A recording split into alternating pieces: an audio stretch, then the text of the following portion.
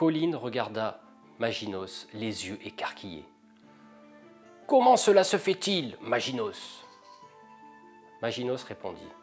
« Il se pourrait que le sort que j'ai fait pour que nous puissions nous échapper de la prison ait été rapetissé à cause d'un des cheveux qui traînaient de Vanestra près de ton trésor. Ce trésor est mon héritage, dit Colline. Oui, mon petit, oui, mon bon prince, pour cela nous devrons le récupérer, car il semblerait qu'il soit sous bonne garde. Nous devrons affronter bien des dangers. Allons-y, dit Colline. Maginos répondit. Il faut être prudent, mon petit, pas de précipitation. Nous devons convoquer 2 de nos compagnons afin d'aborder cette quête. Oui, dit Colline. Mais avant, je dois te prévenir, dit Maginos. Une fois le trésor récupéré, je devrais le sceller dans la chambre de ton père par un sort très puissant que même Vanestra ne pourra briser. Nous déposerons ce trésor dans le coffre de ton père. Afin de le protéger, il sera scellé donc par ce puissant sort que je ferai. Il ne pourra être ni transporté, ni ouvert. Ce coffre sera protégé à tout jamais jusqu'à ce que toi, héritier légal, puisses l'ouvrir. D'accord, Maginos. Choisissons 2 de nos compagnons, répondit Colline. Oui, mais équipons-nous bien, car Vanestra est très puissante et elle voudrait posséder ton trésor, dit Maginos. Colline répondit avec violence et vulgarité. La sale. Voilà, dès qu'il s'agit de l'héritage de Colline, Colline s'énerve un petit peu, donc là j'ai été obligé de le couper, on ne sait jamais, il peut dire des gros mots.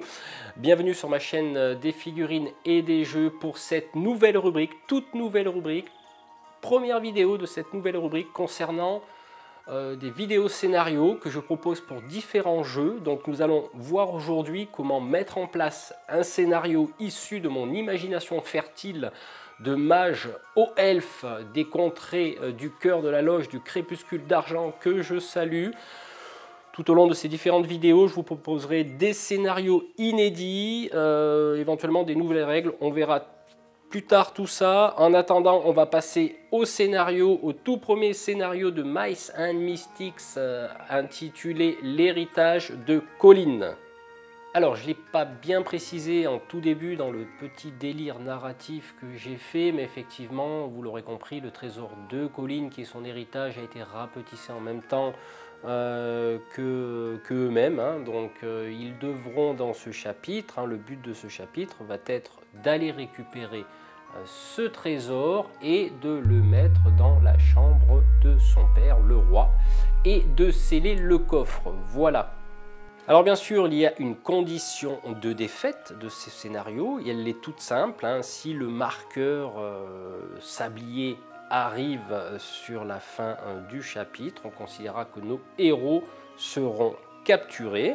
Donc alors pour la mise en place du jeu, vous placerez le marqueur fin sur la page 6 de la table des matières. Le groupe sera composé bien sûr de 4 personnages, nos 4 héros, avec l'obligation d'y intégrer Maginos et Colline. Nos souris partiront de la tuile numéro 8 intitulée Tunnel sous la salle à manger. Alors sur le X rouge qui est à l'opposé de l'échelle que nous pouvons voir ici, les cartes rencontres utilisées seront des cartes standards, de niveau standard. Et ensuite, aucune carte fouille ni compétence particulière ne seront enlevées du deck de départ. Alors maintenant, nous allons aborder les règles spéciales de ce chapitre. On va lister un petit peu toutes les tuiles, par ordre, on va dire, d'apparition. À commencer par la tuile numéro 8, qui est le tunnel sous la salle à manger, donc là où nos personnages démarrent la partie. Donc ils pourront effectuer une fouille spéciale et trouver un hameçon là où il y a une petite croix rouge à côté d'une espèce d'œuf jaune, me semble-t-il. Voilà, donc là ils trouveront un hameçon qui peut être utile pour le reste du scénario. Alors bien sûr on ne va pas tenir compte des croix rouges, il n'y aura pas de souricière à ce niveau-là.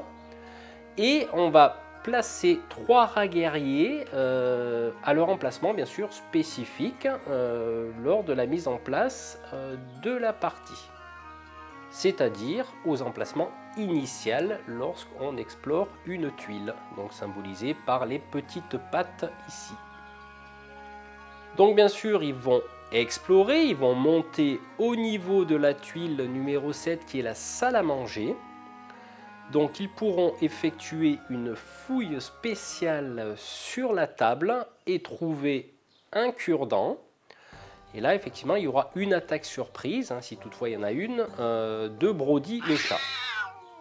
Alors une fois que nos héros auront gagné tous les combats et vidé la tuile de la salle à manger de tous ses ennemis, ils pourront aller explorer la tuile numéro 9 qui s'intitule le laboratoire de l'alchimiste. On va mettre en place sur cette tuile 4 cafards, donc 2 de chaque positionnés sur les dalles comme ceci. Sur la table, on va mettre bien sûr notre trésor qui sera gardé par 2 rats guerriers d'élite. Donc prenez bien la carte d'initiative et les caractéristiques des guerriers d'élite. Donc la particularité de ces rats guerriers d'élite, c'est qu'ils ne se déplaceront en aucun cas vers les personnages pour les attaquer. Ce seront à nos héros de se déplacer, de monter sur la table pour attaquer ces rats guerriers et prendre le trésor une fois que ceux-ci auront été éliminés. Alors petite particularité, récupérer le trésor compte comme une action. Voilà, on va dire ça, le temps de le charger, de le mettre dans le sac à dos. La problématique de ce trésor qui est assez conséquent, dans le sac à dos, il prendra 2 emplacements, en sachant que le sac à dos contient maximum 3 emplacements de matériel. Là, il en prendra 2, ce qui voudra dire que si le personnage possède 3 armes ou peu importe matériel, il devra en jeter 2 pour y placer le trésor. Voilà. Si la souris par contre qui possède le trésor à partir de ce moment-là se fait capturer au cours du jeu, lors de son retour en jeu, le trésor, le pion trésor sera positionné sur la carte d'entrée par là où ils ont commencé l'exploration de cette tuile comme ceci. Alors petite précision, j'ai intégré le pion trésor que j'ai conçu moi-même, donc vous pourrez voir le tuto en haut à droite de cette vidéo. Si vous bougez la souris, vous verrez, il y a des suggestions vidéo. Donc là j'ai fabriqué ce petit pion trésor afin de l'intégrer dans différents bien sûr scénarios comme Mice and Mystic ou Donjons et Dragons, voire Zombicide Black Plague. Alors nos personnages ensuite vont descendre au sous-sol, donc ils vont explorer une nouvelle pièce qui se nomme tunnel de cristal. Donc là il n'y a pas de particularité spécifique, on tirera une carte rencontre comme on le fait au cours du jeu. Ensuite, ils vont explorer la tuile numéro 12 intitulée Les tunnels du roi. Donc là, il n'y aura pas non plus de particularité sur cette tuile. On tirera une carte rencontre normalement, sauf effectivement si on tombe sur une carte souricière, auquel cas on placera un piège à souris à l'emplacement où se situe la petite croix rouge. Alors vous noterez que lors de l'exploration, nos héros arrivent directement sur un emplacement où arrivent normalement les ennemis. Là on dira qu'il n'y a aucun ennemi qui viendra se placer à cet endroit. Alors nos héros bien sûr vont explorer, vont monter au niveau au-dessus dans la chambre du roi, donc c'est la tuile numéro 11. Alors la mise en place va être très simple, on devra tirer une carte rencontre normale. C'est là que Maginos devra lancer le sort pour sceller le coffre. Pour cela, bien sûr, il y a une règle particulière. Donc pour lancer le sort, Maginos devra être positionné sur la case du coffre et aucun ennemi ne devra être présent sur ce coffre, mais par contre, ils peuvent être adjacents. Alors pour lancer le sort, et surtout pour le réussir, c'est ça qui va être important, Il devra jeter le nombre de dés équivalent à ses points d'esprit, c'est-à-dire 3 dés, et faire sur le résultat au moins 2 étoiles, ou 2 astérix, selon comment vous les appelez. Alors lancer le sort compte comme une action et ne pourra se faire qu'une seule fois par tour, par manche. Et il devra recommencer l'action jusqu'à ce qu'il réussisse. Par contre, effectivement, si il n'y a plus d'ennemis sur la table et que Maginos vient de louper, bien sûr on va rajouter un fromage à la meule, mais on rajoute à chaque fois 2 rats guerriers qui rentrent en jeu, qui corsent un petit peu la difficulté.